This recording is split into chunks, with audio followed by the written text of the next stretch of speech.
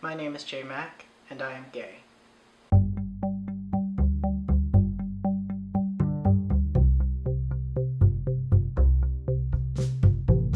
I think we've all heard a lot about policy and what's going to happen, and we're all really scared.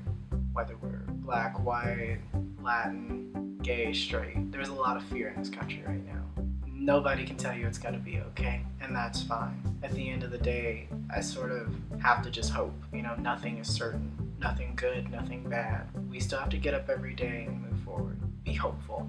My mother came to visit me recently in California. Well, myself and my partner. And she asked for a selfie. Right before we put her bags in the car and put her back on a plane, she asked for a selfie with both of us. And this was probably the first time that I felt like she loved and accepted me. Before, there were times where she was with myself and my partner at a store, a grocery store, and she would ask why we're holding hands and if we were doing it to upset her. We never meant to upset her, it was just who we were.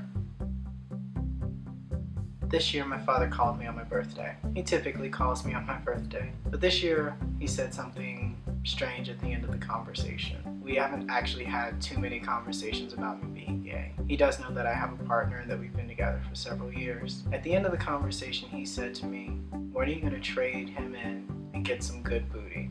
By that, he meant, when was I going to trade him in for a girl? At that point in time, I felt rage. So after not speaking to him for a couple of months, I decided to call him back. I called him and said, "You know what you said actually hurt me a lot. And not only did it hurt me, but I know it would have hurt my partner." And he finally says to me, "I thought you were just playing house. Thought it was a game, and eventually you change your mind." I explained to him that wasn't what it was. He was gonna try and check himself. Most recently, he called me and just asked how I was doing. At the end of the conversation, he added, "How's your partner doing?" As a singer-songwriter, it's kind of difficult being out, open in the hip-hop and R&B community. I've even run across a couple of artists who I know have been signed to development deals who were gay and decided to closet themselves just for the sake of signing a deal. It wasn't that they were saying that they weren't gay, it was just that they weren't saying anything at all.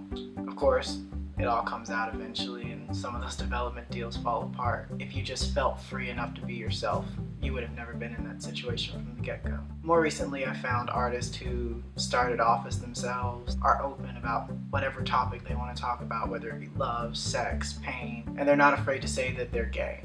They don't overly feminize themselves or hyper-masculinize themselves either. And so, I'm inspired by those people. I think everyone needs to understand what the symbol on our faces are about, why we're pulling from such a depressing memory and bringing it to the present, because everyone is scared. Even those who were on one side or the other of the aisle, we all kind of feel it. So everyone needs to hear it, because we all need to know how each other are feeling if we hope to understand each other. It's for everyone.